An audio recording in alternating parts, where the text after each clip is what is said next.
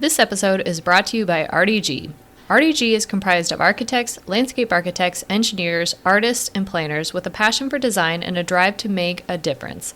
They believe in applying new ways of thinking and innovative approaches to the preparation of plans that address community and regional issues.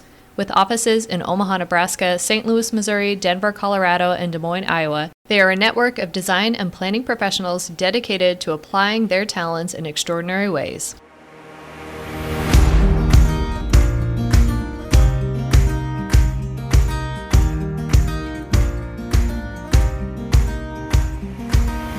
You're listening to the Booked on Planning podcast, a project of the Nebraska chapter of the American Planning Association. In each episode, we dive into how cities function by talking with authors on housing, transportation, and everything in between. Join us as we get booked on planning.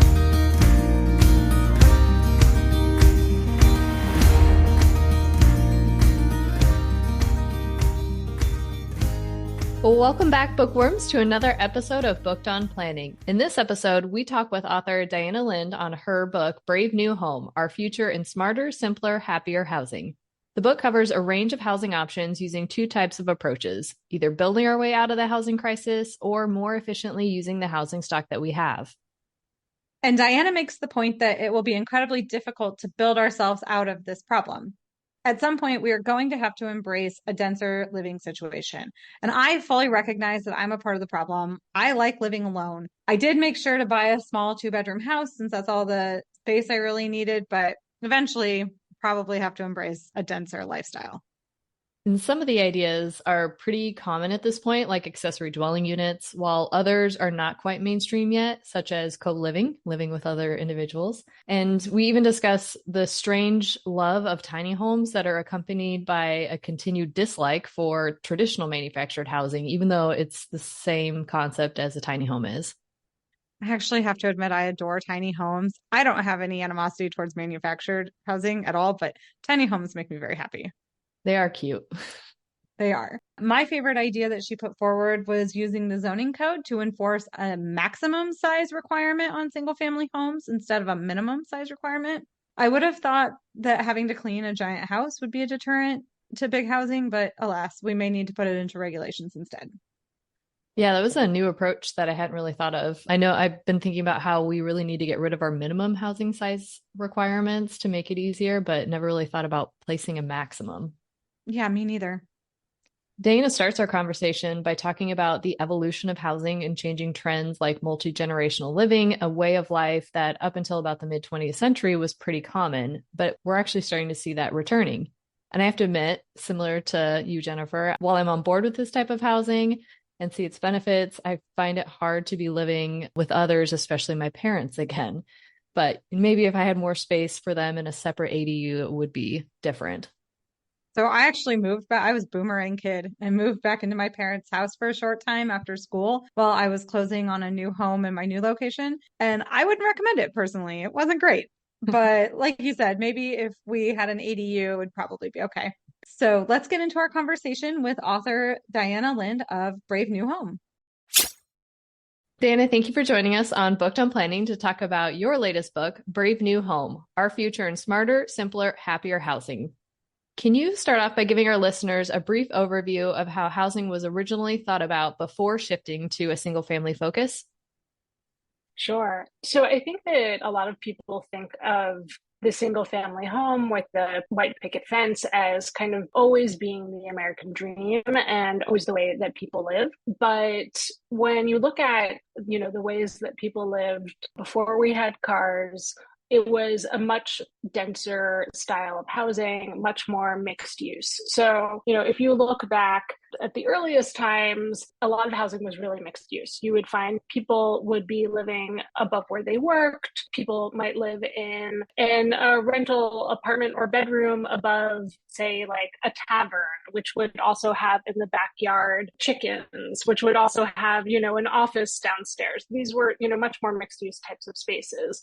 as the US grew, and it grew really exponentially in the 1800s, it became really important for housing to accommodate newcomers into cities. So there were boarding houses, which were like houses where you might have, anywhere up to even 30 people living in rooms within a house, having the landlord getting meals there, having a certain amount of social interaction there. But actually, it's estimated between one third and to one half of people living in cities in the 1800s were either boarders themselves or hosting boarders. And it was like, regular families, much like you might say today with Airbnb, might rent out a room in their house. It really wasn't until the early 1900s that you really start seeing this push for single family homes. And it's coming, from a legitimate place where a lot of cities were really overcrowded, families really crushed together without much dignity. But I think that what ended up happening is we really kind of took things a little bit too far, to which to say that, living in a standalone single family home is the only dignified way to live. It's the right way for everyone to live.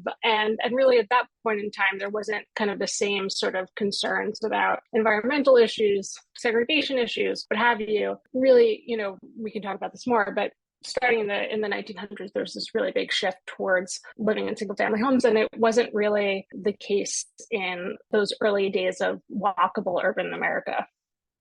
Yeah, as the preservationist of the group, I always find it very interesting because I look at the urban core and what used to be there, and we've demolished a lot in our community. And there were so many brownstones and terrace apartments, and then all of the mixed use downtown that had a residential above is largely gone. So I think a lot of people just assume we never had that, but it was there. It just got taken down and never replaced. Totally. Yeah. And I would just add one other thing. I think that we also often tend to think that, it was either like row houses or single family homes, but there were also really, especially in the late 1800s, early 1900s, kind of like this array of housing choices, a lot of housing that was specifically built for workers. So you might have, women professionals who lived together, male sailors who lived together. You had apartment hotels, which were these kind of almost like extended stay places where people lived and had communal dining rooms and were thought of even as a feminist housing type because they took the domestic labor out of the household. I think a lot of people aren't aware that we just had this era of housing options that I think we're trying to get back to that existed once in the past. Stephanie, I think it's kind of interesting that you say that. So I, as listeners know, studied history in my undergrad. And one of the areas I focused on was domestic life. As I was reading this book, I actually kind of felt like I got gaslit a little bit by some of my undergrad studies because it was all about the house and then the household, but never like borders, never how people might commingle together. It was really like from the lens of this is the very rich person's home. They live with their staff. This is how everybody lived. It was very interesting to think about. You start the book laying out the groundwork for how we landed in the situation we are in with the housing market so intrinsically tied to homeownership through decades of federal campaigning and subsidy. And by the end of the book, you advocate for shifting course and placing more emphasis on other types of housing models that don't prop up homeownership as this low interest fixed rate capital. How hard do you think it will be to achieve, and how would we even go about starting? We have to think about what alternatives there might be to the 30-year mortgage in terms of having an asset that people could leverage and build wealth over time. I would say like the first step is really kind of acknowledging that we actually really do need to start thinking about that, right? Because so many people are really locked out of the home ownership cycle, really. So I think we're, finally at this point where there's been this recognition that we can't keep on pushing this as our sole way of wealth creation. And I think that is starting to really, there's a shift that's starting to happen where people are kind of looking at models like, let's just say in Europe, where a lot of people aren't homeowners, but instead live in public housing that enable that lower their costs so that they're able to have that kind of economic security that we have always associated with home ownership, and they're able to access that through this other different type of model. So I think like the first step is really starting to open up our eyes to think about, what other types of either wealth creation or economic stability tools there might be. I do think that it's such a huge part of our economy that pulling away from home ownership entirely, it's not going to happen like overnight. But I do think that over the course of, let's just say, this next generation, when a lot of people aren't able to buy into their homes, like what's our solution for those folks going to be?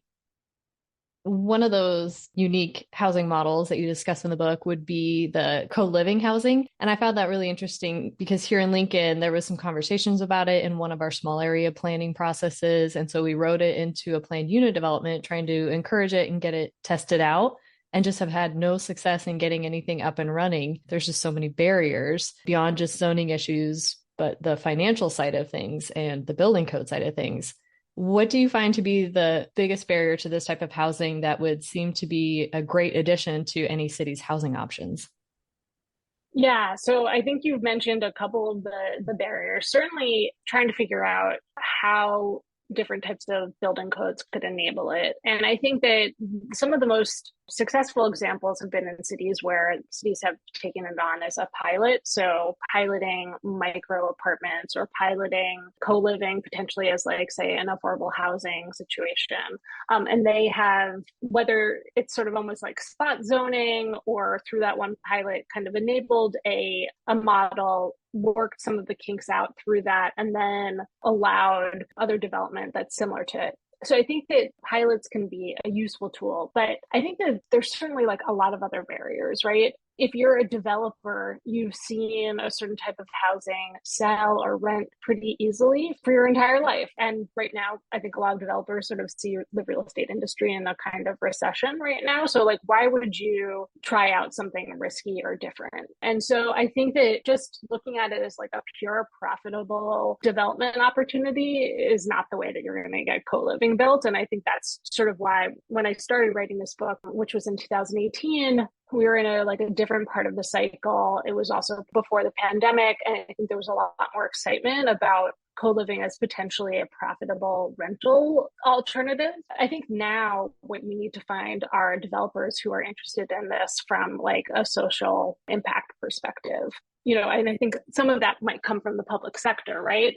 There was a project, for example, in New Orleans where they had enabled a co-living development in exchange for it being reserved for service industry workers who tend to not be able to find housing in downtown New Orleans near where all like the tourism spots are.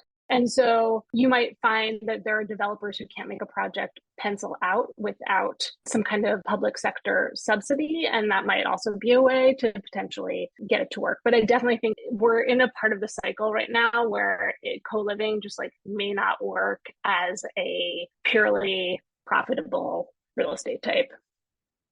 Yeah, and one thing that I have learned about real estate developers is that they're not a risky bunch of people. So Right. thinking about putting up a new concept is a little difficult for them. Another concept that you mentioned, it was a zoning concept, and I kind of love zoning, figuring out how to make it better. So this intrigued me a lot, is getting rid of minimum size requirements for apartments and actually implementing maximum size regulations for single family housing, which I just think of the process of implementing that, and I'm laughing, honestly. But the example you used was not allowing a 4,000 square foot single family home. And I know minimum size requirements were ostensibly implemented to prevent overcrowding. And again, we know that they were also used to implement and keep segregation in place long after it was outlawed. But can you discuss how that change would work in actuality? Sure. Yeah. I mean, I think that there's an array of regulations that are put on housing in terms of minimum sizes. I think it would work quite simply in the reverse. You'd simply just say in our city, you're not able to build a house that's more than X amount of square feet, new development, grandfather in big old single family homes, but new development, not more than X size. And I think that there's also ways in which it could kind of complement zoning that would say enable, much smaller lot sizes, right? So like it becomes much more difficult to build an oversized house on a tenth of an acre site or something like that. I think that there's a relationship, certainly like there's a correlation between the oversized house and the very big lot. And as you get smaller lot sizes, you'll probably just sort of naturally end up with kind of smaller houses as a result. But, I think there's just a lot of other opportunities for zoning to enable certainly like more than one house on a parcel, and to potentially also say for developers they can't figure out how to make the project work without a certain amount of square footage because they're charging X per square foot. Could there be ways in which you sort of help to incentivize that, not just through like one large single family home, but through a house with an accessory dwelling unit or something like that? So it gives them something that is potentially more valuable to sell, but also opens up the chance that you might have some like more economic diversity as a result with two different housing sizes. And speaking of smaller homes, tiny homes are essentially manufactured housing, but they get all the attention and praise from the media and have shows on HGTV. And what is it about tiny homes that makes them more acceptable than the more traditional manufactured home? I think it is primarily a reframing of the manufactured home. And I think it may have something to do with, like your traditional manufactured home may not have the aesthetic sensibility that you would find in a lot of the new tiny homes that are out there. I remember when I was reporting the book, I went to a tiny home conference and kind of showcase. And a lot of the homes that were being built were either intended to look like either a miniature farmhouse modern house or like a miniature mid-century modern house or something like that. Like they're much more aesthetically oriented so that if you saw them from the street, you would just automatically associate it a bit more with traditional development. Whereas there is definitely like an aesthetic of the manufactured home, which is just not as highly defined. So that I would say is just kind of like, it's a lot of just the way that tiny homes have been presented. It's in the language being used around it. You can look at it like either in a way feeling sort of cynically like, well, it is just, manufactured home in, what is it, like a wolf in sheep's clothing or something like that. It's sort of just being disguised as this other thing. Or you could also look at it as like, well, isn't that a clever way for us to kind of enable this type of housing without raising people's hackles? If you were to say this is a trailer park, people might be really concerned about that going into their neighborhood. But if you say it's a tiny home village, what do people say about it? And I think that I just, sort of would advocate for keeping the language, keeping the aesthetics out there, knowing that it's enabling some people to live more affordably in places and to enable a smaller housing type in a lot of areas, which otherwise might not if it was just, strictly seen as manufactured housing. I know tiny homes have been a thing for a little longer than Instagram, but I feel like social media has really advanced the cause Yeah. of tiny living in general, right? Like you see all of these very aesthetically pleasing tiny homes, but even van life or camper Mm, life has totally. become this thing where you see all these flippers on Instagram buy a 1950s camper and flip it and make it look like a living room that you would love to be in or whatever. So I think that they've really helped in the rebranding of manufactured housing. I'm here for that. Mm-hmm. Speaking of manufactured housing, a concept that I cannot believe disappeared is you mentioned the Sears housing building kit Yeah. and liken them to the first time manufactured homes. And for listeners who don't know what we're talking about, you used to be able to order your home out of the Sears catalog. Like you could just call them up and order model whatever, and everything would be delivered to your house and sat down on your lot, and you could build your house. Why do we move away from this? Yeah, so I don't have a good answer about why we moved away from this, but you're making me think this would make for some really good investigative work of my own. I don't really know other than what I can say in terms of what the challenges are at this point in terms of like prefab housing and whatnot. I mean, I think one part of it may have had to do with some of those like zoning issues and the kinds of houses that those Sears houses were, right? Like a lot of them were much smaller houses than we would be building today. So if you wanted to build a standalone single family home, some of those Sears houses might be under 1,000 square feet, which would just be like illegal in some neighborhoods.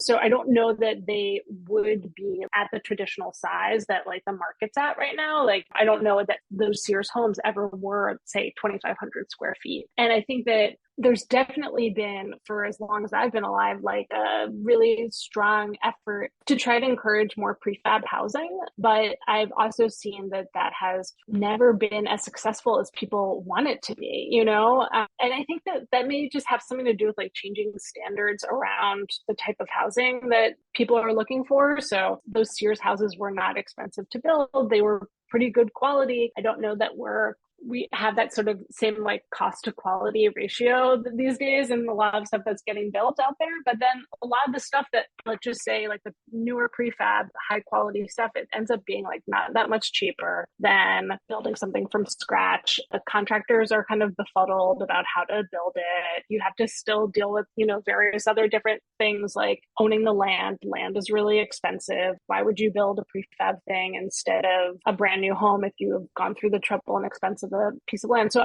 I've heard a lot of the sort of like pushback against it. That being said, I will say that like accessory dwelling units, which are those smaller houses, there are a ton of companies that are building prefab accessory dwelling units. You can go online and order one of them and it will get shipped to your house. So like it does still exist. They're smaller. I think they're more expensive than they were. And I think that if you were looking to live in a 900 square foot or 600 square foot house, you could still totally do that today. It's just not that same like super iconic thing like the Sears era, and it's not as mainstream.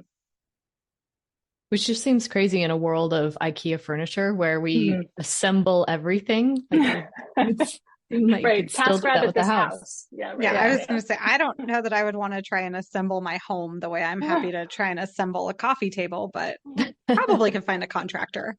Yeah.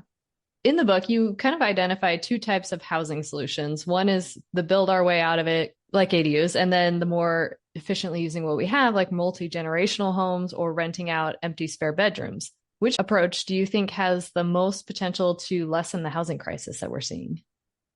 So I haven't seen a ton of research that has said that accessory dwelling units have been successful in actually, let's just say, creating enough supply that housing costs are going down, but they have been successful in creating housing in areas where there's sort of almost like a minimum cost to enter, and they're enabling people who are unable to buy that standalone home to enter that market and live in that neighborhood. So that's like one way of solving the housing crisis. I think that if we're looking at another side of things, from encouraging people to kind of rent out their spare bedrooms as another way, you know, just given the fact that there are just millions of spare bedrooms and people are, you know, and we also have this total mismatch between people who need housing and all this excess housing that no one is using. I think that there's definitely a solution there, but we haven't really figured out the best way to figure it out. Like there are organizations, I profile one in the book called Nesterly, which tries to connect seniors with particularly college students in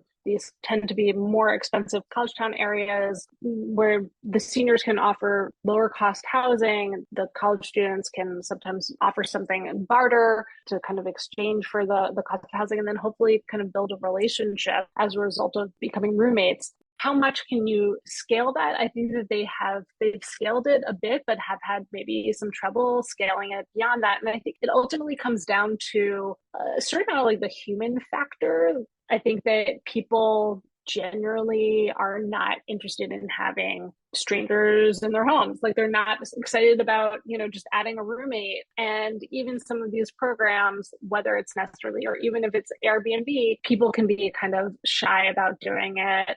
So I think that it's never really quite gotten to scale. So the one thing I would say is just accessory dwelling units have seemed to be, in terms of like the alternative housing types, like the most successful, both in terms of just geographically, it's become a zoning issue around the country. Accessory dwelling units are getting built, they're getting permitted, they're becoming much more of the fabric of our housing than they were, say, 5 years ago and certainly 10 years ago. And I feel like there's a lot of momentum there. And I just think the one question is whether, like, what exact housing problem are they going to solve? Are they really going to make housing more affordable? Not sure, but I think they will enable a set of people who otherwise couldn't access a single family home neighborhood, enable them to live there. And I think that's really important, especially as you think about school teachers or hospital workers or people particularly working in the public sector who might not be able to even live in the neighborhoods that they work. ADUs could be really useful there.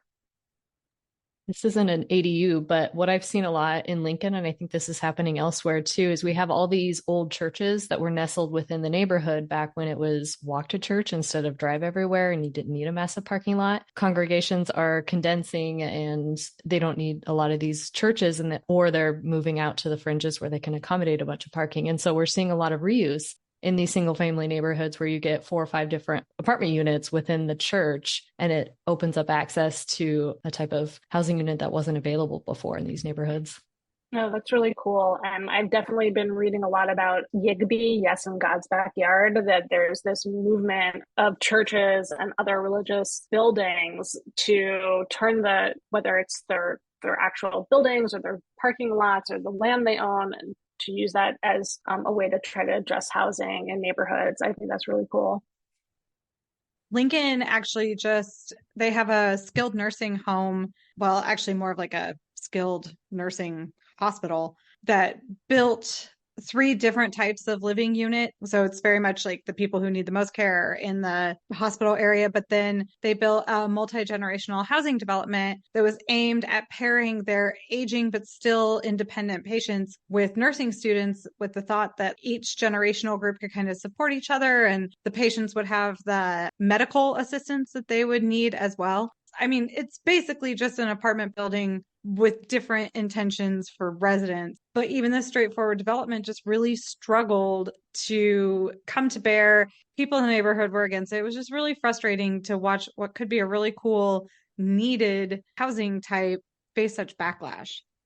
Yeah, that sounds like a really awesome project, actually. And I feel like the kind of thing that we just need so much more of. I mean, that makes perfect sense, especially as we think about senior living and just how, for so many people, they don't want to move into a 55 plus community. They don't want to live in assisted living. They want their independence. They still want to have their own place, but they also do need access to care. And then a lot of those caregivers are unable to afford housing. So, like, that would seem to me to make a ton of sense as like a housing type. And so it's really frustrating to hear that people were against that, because I feel like, how could you be against particularly like these 2 types of people, seniors who like really need housing and caregivers who really need housing? Like, these are 2 types of people that we really should be supporting.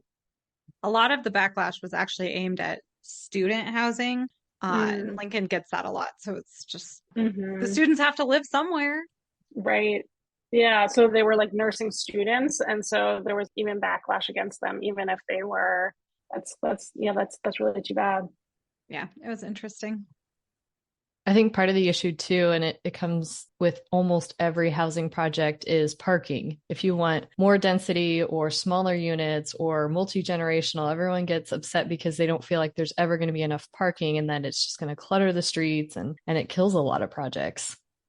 I feel like just hearing about your different experiences there, like for each community, there's different types of parking is an issue in every city around the country for sure. But you would sort of hope that it wouldn't be like a deal breaker for one of these kinds of projects, And I do have to hope that, especially, I feel like we're on a little bit of a wave where between things like autonomous vehicles and kind of new car rental programs, there's Turo or Kite, some of these kinds of different car rental programs might make it easier for people to not own a car, or even to just have one car per household. But yeah, it's a shame when that's a deal breaker for a project like this.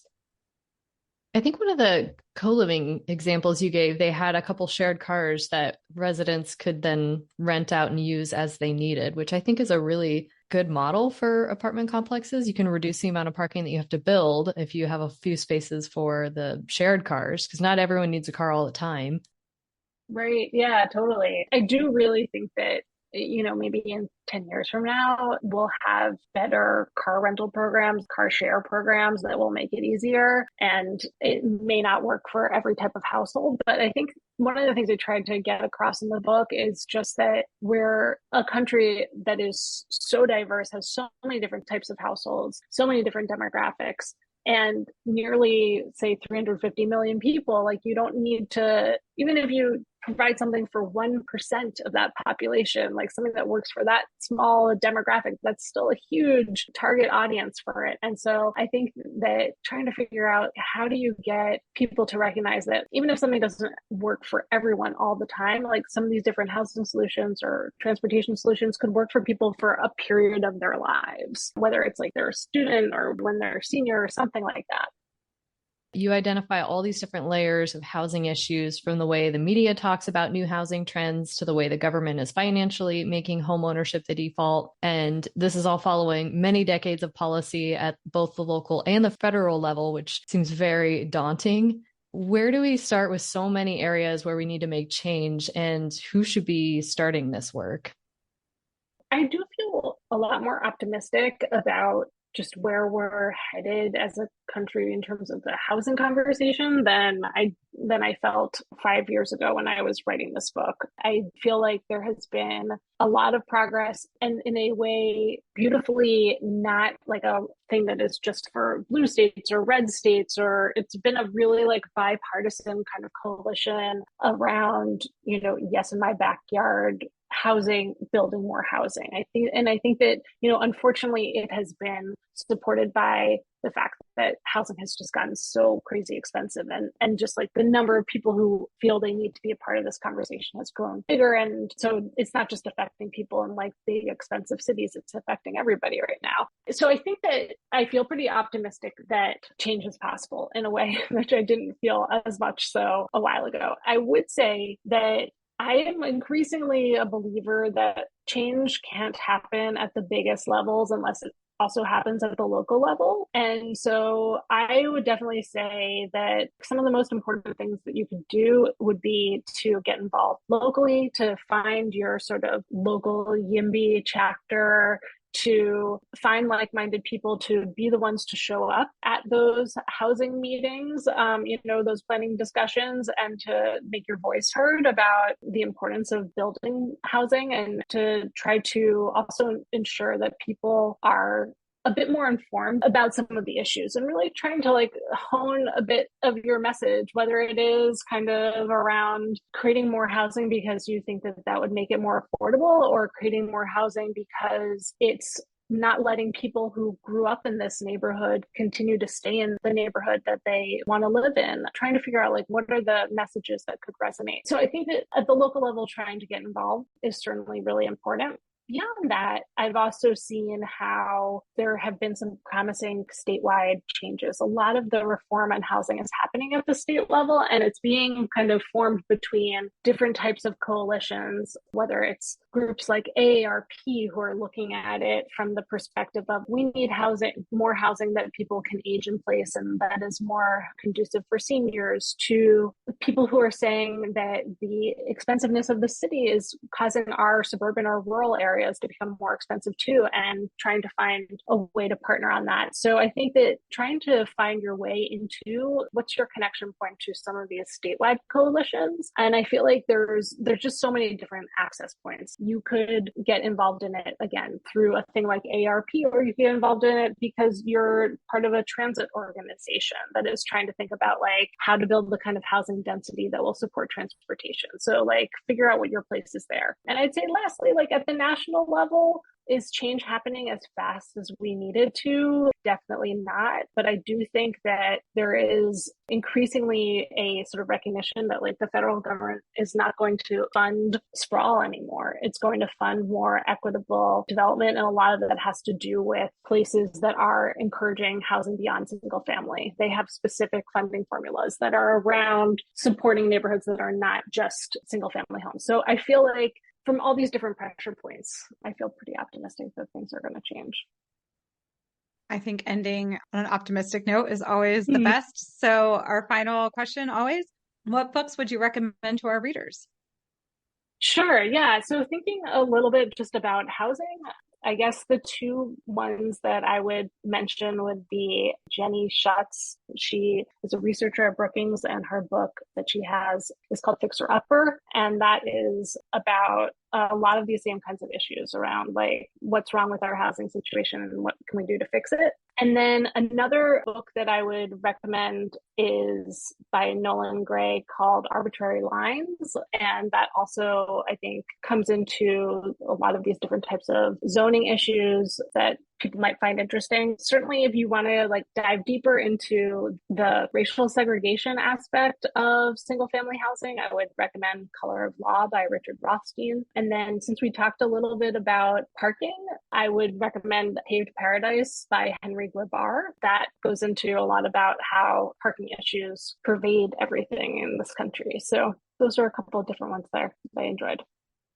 And just a reminder to our listeners, we have actually spoken with Nolan Gray and Richard Rothstein. So if you guys are interested in those books, you can check out those episodes. And I'll say that we've gotten Paved Paradise as a recommended reading several times. So I feel like we need to maybe cover that one on an episode. Yeah, I definitely already own it. Well, Diana, thank you so much for joining us on the show today and talking about your book, Brave New Home. Yes, thank you so much for having me. This was really fun. I enjoyed talking with you both. We hope you enjoyed this conversation with author Diana Lind on her book, Brave New Home, Our Future in Smarter, Simpler, Happier Housing. You can get your own copy through the publisher Bold Type Books or click the link in the show notes to take you directly to the Amazon page. Remember to subscribe to the show wherever you listen to podcasts, and please rate, review, and share the show. Thank you for listening, and we'll talk to you next time on Booked on Planning.